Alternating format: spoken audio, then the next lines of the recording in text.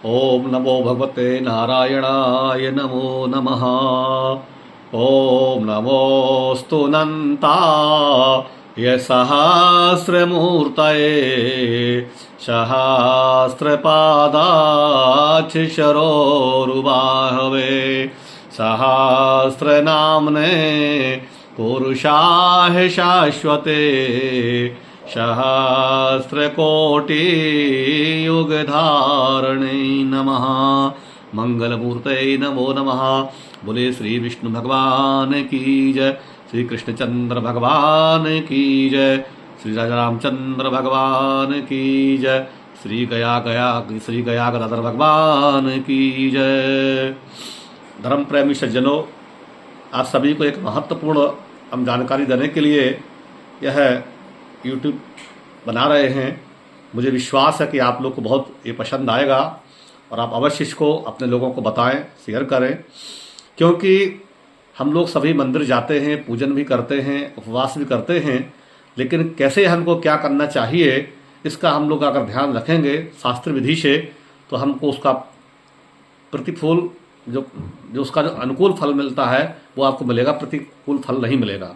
क्योंकि मंदिर जब हम जाते हैं या पूजन करते हैं तो 32 तरह का भगवान नाम अपराध हमको प्राप्त होता है, जाने अनजाने में, जिसको हम लोग नज़रअंदाज कर देते हैं।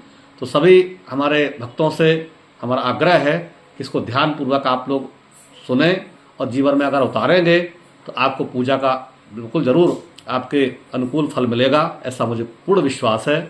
तो आइए हम आपको 32 जो अपराध मंदिर जाने के पहले हम सबको लगते हैं उनसे कैसे बचा जा सकता है, शास्त्र विधि क्या कहती है, क्या करना चाहिए और क्या नहीं करना चाहिए, इस सबको ध्यानपूर्वक आप लोग सुने। जब भी हम लोग, नंबर 1 में है कि जब भी हम लोग किसी मंदिर जाते हैं तो हम लोग जूता चप्पल पहन के नहीं जाएं, आप चुपचाप अपनी गाड़ी में बैठ जाएं, और यदि बहुत ज़रूरी है कि आपको पहनना है तो आप जूता चप्पल पहन लें और आप गाड़ी में ही या मंदिर के बहुत पहले ही आप इनको त्याग कर दें, तो आपको उसका फल प्राप्त होगा। अन्यथा आपकी यात्रा का कोई, मंदिर जाने का कोई फल प्राप्त ना होकर के वो अपराध हम सबको लगेगा। दूसरा में है कि जब भी हम देवोत्सव अपने भगवान को, जैसे दीपावली है, धनतेरस है, भगवान के जैसे श्री कृष्ण जन्माष्टमी है, श्री राम जन्मोत्सव है, हनुमोत्सव है, इत्यादि जो भी देवी देवताओं के जन्मोत्सव हैं, अर्थात जो विवाह हैं, श्री राम जन्म विवाह है, ऐसे ही उत्सव में अगर हम सम्मिलित नहीं होते हैं, अर्थात नहीं मनाते हैं, तो वो भी एक प्रकार का अपराध ही माना जाता है। शास्त्रों में ऐसा वर्णित है। जैसे कि हम सांसारिक मोह माया में अपने बच्चों का बहुत केक लगा लगा के और गिफ्ट मंगवाते हैं लोगों से, बहुत उत्साह से कितना सजाते श्रृंगार कराते हैं, अपना बच्चों का जन्मोत्सव मनाते हैं और अपनी एनिवर्सरी, विवाह इत्यादि खूब धूमधाम से होटलों में लाखों रुपया खर्च करते हैं, और संसार को दिखाने के लिए, अपने इष्ट मित्रों को खुश करने के लिए कितना कितना पार्टी देते हैं और खर्च करते हैं, और भगवान के लिए हमसे छोटा से छोटा भी खर्च नहीं हो पाता है। और कई लोग तो कहते हैं कि महाराज जी हमसे ये नहीं हो सकता, वो नहीं। भगवान का जहाँ बात आती है तो सब लोग बहाना बगले झाँकने लगते हैं, और भगवान से हम सभी को बहुत आशाएं और उम्मीद रहती हैं, जो कि आपको भगवान ही देते हैं। संसार वाले आपको खा पी जाएंगे, आपकी आलोचना कर जाएंगे, और ना आपका पुत्र है, ना आपकी पुत्री है, ना आपका भाई बंधु सखा कोई साथ आपका नहीं देगा। पति पत्नी ये सब स्वार्थ के रिश्ते हैं। आपको केवल और केवल परमात्मा ही, तुम्हें माता च पिता तुम्हें वो, तुम्हें बंधु च सखा तुम्हें वो, तुम्हें विद्या द्रविड़म तुम्हें वो, तुम्हें सर्वम मम देव देव। अर्थात भगवान ही आपके पिता, भाई, बंधु, सर्वस्व जो भी हैं संसार के रिश्ते, अगर उनको आप लेके चलेंगे तो संसार भी आपसे खुश रहेगा। अर्थात भगवान के उत्सव धूमधाम से सभी को मनाना चाहिए। ऐसा नहीं करने से ये भी एक प्रकार का अपराध माना जाता है और हम सभी दोषी कहलाएंगे। नंबर 3 में है कि भगवान जी को प्रणाम कभी भी एक हाथ से नहीं करना चाहिए, हमेशा दोनों हाथ जोड़ करके भगवान को शीश झुका करके प्रणाम करना चाहिए। यदि आप पुरुष हैं तो मंदिर में साष्टांग प्रणाम करना चाहिए, लेट कर दंडवत, और यदि आप महिला हैं तो आपको शीश झुकाकर, घुटना मुड़कर, माथा को टेक कर ही प्रणाम करना चाहिए, अन्यथा एक हाथ से प्रणाम करना ये अपराध माना जाता है। शास्त्रों में ऐसा लिखा है।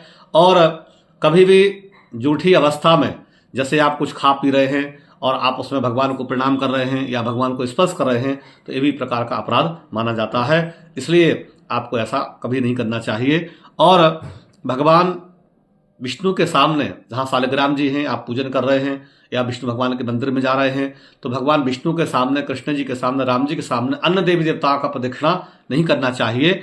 सब एक ही भगवान विष्णु की प्रदक्षिणा करने से आपको सबकी प्रदक्षिणा हो जाती है। ऐसा करने से ये भी एक प्रकार का धर्मशास्त्रों में अपराध माना जाता है।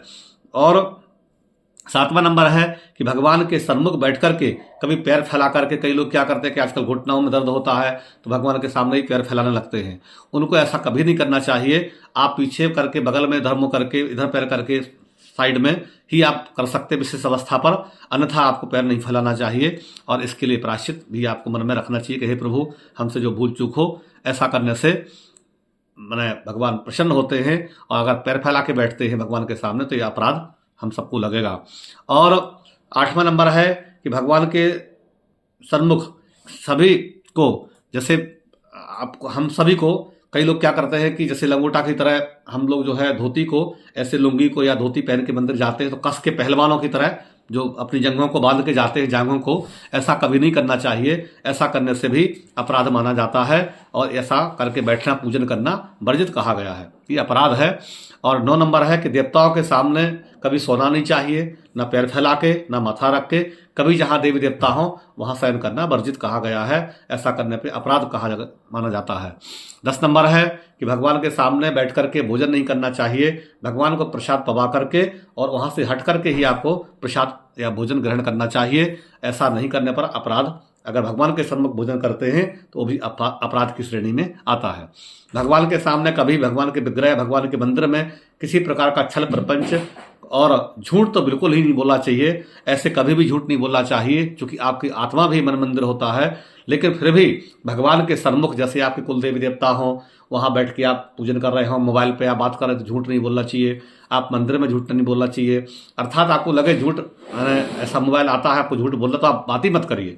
और मंदिर इत्यादि में झूठ बिल्कुल नहीं बोलिए, नहीं वो आपको पूजन की जगह आपको पाप लग जाएगा, अपराध लग जाएगा।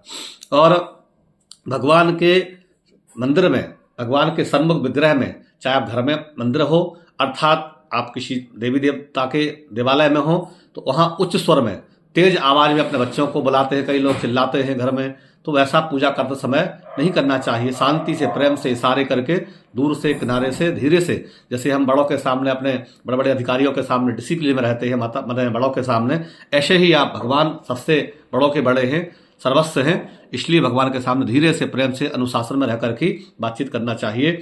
और कभी भी 13वां नंबर में है कि भगवान के विग्रह में, भगवान के सम्मुख बैठकर गपशप नहीं लड़ाना चाहिए। कई लोग क्या करते हैं, माताएं बहनें, कि मंदिर जाए लौटा करके लेके, और वहाँ कोई मिलता है तो उसे अपने घर की कहानी के साथ शुरू कर देते हैं। वैसा नहीं करना चाहिए। वहाँ बैठ के भगवान का ही नाम, भगवान का ही गुणवादन करना चाहिए। नहीं, ये कई लोग पूजा पाठ में जब करते हैं तो वहाँ भी गप करने लगते हैं, वो सब जुड़ जाता है जो भी हम वहाँ वार्तालाप करते हैं। तो चाहे वो हमारे कोई भी भक्त हों, चाहे भी कोई भी व्यक्ति हों, चाहे माता बहनें कोई भी हों, मंदिर के अंदर में कम से कम बातचीत नहीं करना चाहिए। और भगवान की पूजा समय एकदम मौन धारण करके भगवान के ही सिर्फ गुणवादन का उच्चारण करना चाहिए, नहीं तो हम लोग को वो अपराध प्राप्त होगा। और 14वां नंबर में है कि भगवान के सम्मुख बैठकर हमको रोना या बहुत ज़्यादा माथा पटकना, इस तरह नहीं करना चाहिए कि हम माथा पटक रहे, अपना जो है ना प्राण छोड़ रहे, भगवान के सामने रो रहे, बहुत घबरा रहे, विचलित हो रहे, ऐसा नहीं करना चाहिए। भगवान हमारे पिता हैं, भगवान सब समझते हैं। साइलेंट अवस्था में होकर के, एकदम शांतचित्त होकर के भगवान के सामने बैठना चाहिए। भगवान ने सब कुछ दिया है, बहुत दुनिया में दुखी लोग हैं, हमको सब कुछ भगवान ने हाथ पैर नाक कान सब कुछ दिया है, हमको मेहनत परिश्रम करना चाहिए। भगवान के सामने छोटी छोटी बातों पर नहीं रोना चाहिए, ऐसा रोना से भी अपराध। भगवान सोचते हैं कि हमने सब कुछ दिया है फिर भी रोते ही रहता है, तो तुम रोते ही रहो, ये अपराध लगता है। भगवान के सन्मुख 15 नंबर में है, कभी झगड़ा नहीं करना चाहिए। आजकल क्या देखते हैं मंदिरों में कि लोग जाते हैं, मंदिर तो खूब जाते हैं, भक्ति तो बहुत बढ़ रही है, लेकिन विवेक की भक्ति नहीं होने से वो भक्ति बांझ हो जाती है, क्योंकि भक्ति के ज्ञान और वैराग्य पुत्र कहलाते हैं। तो वहाँ जाके हम लोग धक्का मुक्की करते हैं, लड़ाई झगड़ा करते हैं और इस तरह से गाली गलौज करते हैं। ये बहुत बड़ा अपराध है। मंदिर में झगड़ा कभी नहीं करना चाहिए। झगड़ा करने से बहुत बड़ा अपराध के भागी हम सभी हो सकते हैं। और नंबर 16 में है किसी का अपमान, मंदिर में बैठकर किसी को गाली गलौज करना, किसी का मान सम्मान को ठेस पहुंचाना, किसी को अपमान करना, किसी को डांटना, भगवान के सामने कभी ऐसा नहीं करना चाहिए। नहीं, ये बहुत बड़ा अपराध माना जाता है। किसी का पक्षपात करना, 17वां नंबर है कि मंदिर में बैठ के झूठी गवाही करना, किसी का पक्षपात करना, किसी को बहुत बड़ा ऊंचा कर देना, किसी को नीचे कर देना, ऐसा नहीं करना चाहिए। किसी का अपमान नहीं करना चाहिए और किसी का पक्षपात भी नहीं करना चाहिए। नंबर 18 में है किसी स्त्री को कठोर वचन बोलना। किसी मंदिर में अगर आप पूजा कर रहे हैं, कोई माता बहनें वहाँ पूजा करने जा रही हैं, तो उनको डांटना, उनको कठोर वचन बोलना, अपमानित करना, ये बहुत बड़ा अपराध माना गया है शास्त्रों में। इसलिए स्त्रियों का हमेशा सम्मान करना चाहिए, उनको हाथ जोड़कर प्रेम से मीठे वचन बोलकर ही बोलना चाहिए। और नंबर 19 नंबर में है भगवान जी को कभी भी कंबल नहीं उड़ाना चाहिए। भगवान को अच्छे मखमल के और सुंदर सुंदर ऊनी वस्त्र उड़ाना चाहिए, कंबल कभी नहीं उड़ाना चाहिए भगवान को, ऐसा करना अपराध माना जाता है शास्त्रों में। और 20वां नंबर है कि भगवान के सन्मुख किसी की निंदा, चुगली, छल कपट अर्थात करना या सुनना, ये बहुत बड़ा अपराध माना गया है। इसलिए भगवान के सन्मुख किसी की निंदा चुगली करना वर्जित है। ऐसा अगर करते भगवान के मंदिर में या भगवान के सामने, भगवान के पूजन में, तो ये भी इस प्रकार का बहुत बड़ा अपराध माना गया है। और किसी की प्रशंसा करना नंबर 21 में है, किसी की बहुत तारीफ करना भी नहीं करना चाहिए भगवान के सामने। सिर्फ भगवान के ही पावन नामों का स्मरण करना चाहिए, भगवान का ही गुणवादन करना चाहिए, ना किसी की तारीफ, ना किसी का निंदा। और 22 नंबर में है कि भगवान के सामने कभी भी विग्रह में, मंदिर में बैठ करके अश्लील बातें नहीं करना चाहिए। अश्लील बातें करने वाले बहुत बड़ा अपराध माना गया है। भगवान के सामने सन्मुख होकर के और एकदम समर्पित भाव से भगवान को ही भजन करना चाहिए, ध्यान करना चाहिए, नहीं तो पूजा की जगह ये हमारा अपराध माना जाएगा। और 23 नंबर पर है कि भगवान को अधोवायु नहीं छोड़ना चाहिए। जैसे आप पूजा कर रहे हैं, जप कर रहे हैं, भगवान के मंदिर में हैं, तो जो हवा वायु आप नहीं छोड़ना चाहिए। कोशिश करें कि आप ऐसा करते तो वहां से तुरंत निकले और फिर नहा धो करके या गंगा जल छीट करके शुद्ध होकर के ही तब फिर द्वारा आप पहुंचे। पूजा पाठ में हवा वायु की संभावना तो वहां से तुरंत उठ जाना चाहिए। पूजा जप में जो हवा छूटती है, मतलब उस दूषित हवा जो छोड़ते हैं, चाहे मुंह से जिमाई आना या हवा निकालना नीचे से, वो जो है वर्जित कहा गया है। अधोवायु का छोड़ना त्याग करना चाहिए, ऐसा करने से अपराध लगेगा। और 24 नंबर में है कि यदि आप समर्थ होते हुए भी समुचित उपचारों से, जैसे हम समर्थवान हैं और समुचित जो शास्त्रों में जैसे पंचोपचार है, षोडशोपचार है और राजोपचार है, 3 प्रकार की पूजा हमारे सनातन वैदिक धर्म में कही गई है। पंचोपचार पूजा 5 तरह का उपचार होता है, जैसे कि हम लोग जल चढ़ाते हैं, भगवान को पंचामृत चढ़ाते हैं, धूप दीप दिखाते हैं और नैवेद्य वस्त्र पहनाते हैं, पंचोपचार पूजा हो गया। षोडशोपचार पूजा में सारा चीज के हम स्नान करा रहे, पंचामृत से स्नान करा रहे, वस्त्र पहना रहे, इत्र गुलाब जल लगा रहे, भगवान को स्नान करा रहे हैं, फिर उनका धूप दीप नैवेद्य तांबूल मूंगी फल पूरा जितना हम लोग करते हैं वो 16 प्रकार पूजा का उपचार कहा गया है। और राजोपचार जिसका 56 तरह का भोग लगा रहे, जिसका कोई अंत नहीं है, सोने चांदी की थाली में भगवान का उत्सव मना रहे, भोग प्रसाद लगा रहे, नाना प्रकार के व्यंजन सुगंध पुष्प इत्यादि से राजोपचार कहा गया है। तो यदि आप इन तीनों उपचार में जिसके लायक आप हैं, यदि आप नहीं करते हैं तो वही प्रकार का अपराध माना गया है। भगवान की पूजा में कंजूसी करना, भगवान के लिए इस तरह से मन में भाव रखना कि हम पूजा नहीं करेंगे और पूजा में कम, कई लोग कहते हैं कि शॉर्ट पूजा करिए, इतना सामान लिखा हुआ है, और अपने अगर शादी विवाह हो रहा है तो और बढ़ के देंगे, आप चाहे नहीं होगा तो कर्जा करके देंगे। लेकिन जहाँ भगवान की बात आएगी तो पंडितों से लड़ाएंगे, थोड़ा कम कर दीजिए, ऐसा नहीं करेंगे, वैसा नहीं करेंगे। ऐसा करने से, निकृष्टता लाने से ये बहुत अपराध है, बहुत बड़ा अपराध कहा गया है।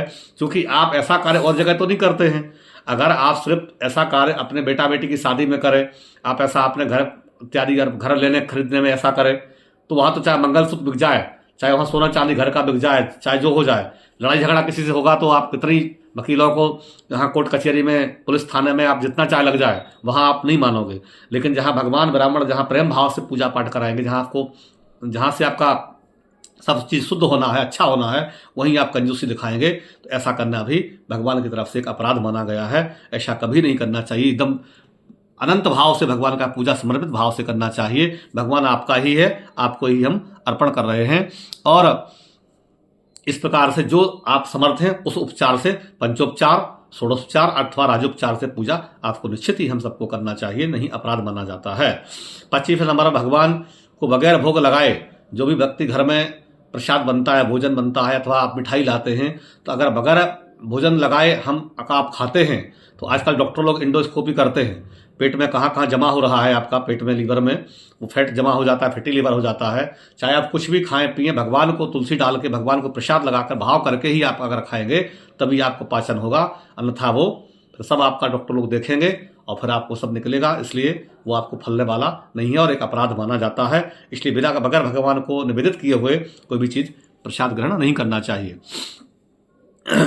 और इस प्रकार से 26वें नंबर में है कि उपलब्ध मौसमी फल, जैसे जिस ऋतु में जो फल आते हैं तो पहले जो फल आते हैं वो भगवान को अर्पण करके ही आपको ग्रहण करना चाहिए। अगर ऋतु फल आप अपने मन से अपने लाए हुए अपने ग्रहण कर लेते हैं तो वो भी आपको अपराध की श्रेणी में आता है, क्योंकि प्रकृति भगवान ने बनाए, भगवान ने दिए, भगवान को आप निवेदित नहीं करते हैं और आप स्वयं पा लेते हैं तो वो भी अपराध की श्रेणी में आता है। और 27 नंबर है कि दूसरे के द्वारा व्यवहार में आने वाले व्यंजन भगवान को चढ़ाने। जैसे कोई ने आपको गिफ्ट में दिया कि लो 1 किलो मिठाई लेते जाइए, और आपने वो मिठाई आपको दिया और आपने सोचा कि हम भी गंगा नहा लेते हैं, आपने भी किसी दूसरे को मैंने लिया हुआ चढ़ा हुआ और आपने भी चढ़ा दिया। ऐसा नहीं करना चाहिए। एक बार दान आपको जो हो गया, कई लोग क्या करते हैं कि आपको कहीं से धोती गमछा मिला या कोई दान में कोई सामान मिला तो आप जाकर दूसरे ब्राह्मणों को दान कर देते हैं, रखा हुआ। नहीं, आपको ऐसा नहीं करना चाहिए। उनकी पसंद और इच्छा देकर के जो सबसे अच्छा सर्वश्रेष्ठ है वही दान करना चाहिए, अन्यथा ऐसा दान करना आपको अपराध की श्रेणी में आता है। और दूसरे के व्यवहार में लाई हुई वस्तु को आपको धर्मात्मा बनने की आवश्यकता नहीं है। जो भगवान ने आपको दिया उसी में से आप खरीद करके लाएं, वही आपको देने के योग है, वही शुभ है, नहीं तो अपराध माना जाता है। और नंबर 28 में है उद्दत भाव में बैठना। जैसे कि आप भगवान की पूजा में एकदम अहम भाव लेकर बैठ गए कि हम पैसे वाले हैं, हम शरीर वाले हैं, हम रूप वाले हैं।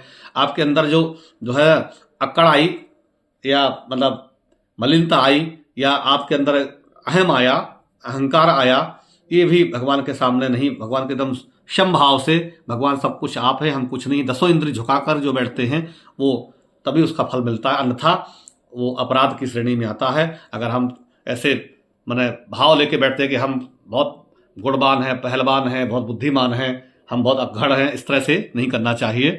वो एकदम शांति चित्त होकर एकदम शम भाव होकर के ही भगवान के चरणों में बैठना चाहिए। और नंबर 29वां है कि प्रशंसा के बहाने निंदा करना। मतलब ये आजकल बहुत ट्रेंड चला हुआ है। कई लोग क्या करेंगे कि मतलब हंसी हंसी में बहुत सी बातें मतलब ऐसी बोल देंगे कि जो नहीं बोलना चाहिए। जैसे कई लोग कहेंगे महाराज जी आपके बाल बहुत बड़े हैं, आप बहुत सुंदर दिखते हैं, आप बहुत ऐसे करते हैं, बहुत अन्य तरह की बातें, आप उन जैसे फलाने महाराज जी से लगते हैं।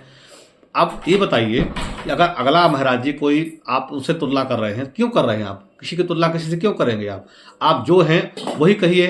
कई लोग क्या करेंगे, अरे वो फलाने महाराज जी जो गोरे गोरे जैसे हैं, जिनके लंबे लंबे बाल हैं, जिनके छोटे छोटे बाल हैं, जिनके वो ऐसे हैं, जो माना अन्य आप उसकी तारीफ नहीं कर सकते हैं तो आप कम से कम उनका नाम लेके पुकारिए। उनको जो आप जो जानते हैं या उनका जो परिचय है, असली परिचय है, तो वो तो आप बोल नहीं सकते हैं। तो आप उनकी जो है निंदा मतलब प्रशंसा करके बहाने आप उनकी निंदा कर दिए, ऐसा करना, कमेंट करना किसी पर, ये भी बहुत बड़ी अपराध माना जाता है। ये भी अपराध की श्रेणी में आता है। किसी भी व्यक्ति, साधु महात्मा अथवा भगवान की भी इस तरह से निंदा नहीं करना चाहिए, नहीं ये भी अपराध आपको लगेगा। और नंबर 30 में आता है कि गुरु प्रशंसा पर मौन रहना अथवा गुरु निंदा पर मौन रहना। मौन रहना मैंने महाभारत जब हुआ था तो आपने देखा कि कोई गलत कार्य हो रहा हो और वहाँ अगर हम मौन रहेंगे तो वो भी एक तरह का अपराध माना जाता है। किसी गुरु बड़े जनों का अपमान हो रहा है, भगवान का अपमान हो रहा है और आप वहाँ चुपचाप बैठे हुए हैं, किसी महिला का अपमान हो रहा है, आप चुपचाप बैठे हुए, तो नहीं, आपको वहाँ पर प्रतिकार करना कि ये गलत है या आप सबूत दीजिए, तभी हम सुनेंगे। अगर कोई गुरुजनों का बहुत तारीफ कर रहे हैं और आप भी चुपचाप बैठे हुए, आपके मन में कुछ और चल रहा है, तो ये भी एक तरह का अपराध है। आप भी वहाँ प्रशंसा करिए कि हाँ हमारे गुरु महाराज इस तरह के हैं कि हाँ जो आप बोले वो सत्य है, तो आप भी उसको इस उत्साह को बढ़ाइए। आपके चुप रहने पर गलत संदेश जाएगा कि आप इस पक्ष में नहीं हैं, इसलिए आप चुप रह गए। और कोई आप निंदा कर रहा है गुरु जी की तो आप चुप रहे। मौन बहुत खतरनाक चीज़ है। मौन कई बार इसका संकेत देता है कि हम जो बोल रहे हैं उसमें आप मेरे शामिल हैं, इसलिए हर समय मौन रहना उचित बात नहीं है, अच्छी बात नहीं है, और हर जगह बोलना अच्छी बात नहीं है। लेकिन यदि कोई गुरु निंदा कर रहा है और भगवान का निंदा कर रहा है, गुरु का निंदा कर रहा है या कोई प्रशंसा कर रहा है, तो वहाँ पर आपको अपना सहयोग या यथोचित बात को रखना है, तभी आपको उसका फल मिलेगा, अन्यथा आप अपराध की श्रेणी में आ जाएंगे। और 31वां नंबर होता है आत्म प्रशंसा। अपनी प्रशंसा करना कि हम बहुत गुणवान हैं, हम बहुत श्रेष्ठ हैं, हम बहुत वो हैं। अपनी खुद की प्रशंसा करना, खुद के बखान करना, करवाना और अपने को दिखाना कि हम बहुत श्रेष्ठ हैं, बहुत धनी हैं, बहुत पैसे वाले हैं। अपने का प्रचार प्रसार बहुत ज़्यादा खुद स्वयं करना, ये भी एक मैंने एक अपराध है, अपनी प्रशंसा स्वयं नहीं करना चाहिए। आपके लोग करेंगे, आपके शिष्य लोग करेंगे, आपको जानने वाले लोग करेंगे, आपके परिवार वाले करेंगे, आपके इष्ट मित्र करेंगे, आपको उसकी आवश्यकता नहीं होती है। और 32वां है कि देव निंदा, भगवान की निंदा जो है ना, हरि हरि निंदा सुनई जो काना, भगवान की और गुरु की निंदा जो सुनते हैं करते हैं, गाय को काटने का जो फल होता है, अनेक जन्मों तक हमको नरकों में रहना पड़ता है। इसलिए भगवान का निंदा अपने कान से या गुरु का निंदा कभी नहीं सुनना चाहिए। सच्चा व्यक्ति अपने माता पिता, अपने गुरुजनों, भगवान, गौ माता का, अपने धर्म का निंदा कभी नहीं सुन सकता है। इस प्रकार से 32 देव निंदा के आपको अपराध बताए हुए हैं। मुझे पूर्ण विश्वास है कि जो 32 अपराध भगवान नाम के समय हम सबको लगते हैं, इनसे हम सभी को बचना चाहिए, प्रयास करना चाहिए कि हम इन दूर से दूर रहें, तभी हम सच्चे भगवान के उपासक और भगवान के भक्त कहलाने के योग्य कहलाएंगे। और अपने अहम को त्याग करके भगवान में शरणागति हो जाएं, संतों की शरणागति हो जाए, अच्छे गुरुओं की शरणागति हो जाए। यही सच्चे भक्त के लक्षण हैं। यही धर्म हमारा सिखाता है और यही धर्म करना चाहिए। यही धर्म योग है, यही करने योग है। हम जितने सरल रहेंगे, सहज रहेंगे, उतने ही भगवान के हम प्रिय रहेंगे, भगवान के करीबी रहेंगे। इन 32 देव अपराध के अलावा और भी अनेक अपराध हैं, इन सब से हमको बचना चाहिए। ये जो हमने आपको छोटे छोटे चीज़ें बताई हैं, ऐसे तो और भी कई तरह के पाप हैं, अपराध हैं, बड़े बड़े हैं, लेकिन जो छोटे छोटे हम लोगों से जो अपराध बन जाते हैं, इनसे भी अगर हम बचते हैं तो बहुत कुछ हम लोग सीख सकते हैं। इन्हीं शब्दों के साथ मैं पंडित ब्रजभूषण शास्त्री, गया धाम गया। भगवान के चरणों में कोटि कोटि नमन बंदन। सब भक्तों को जय जय श्री राधे। कैसा लगा जरूर आप लोग बताएंगे। धन्यवाद।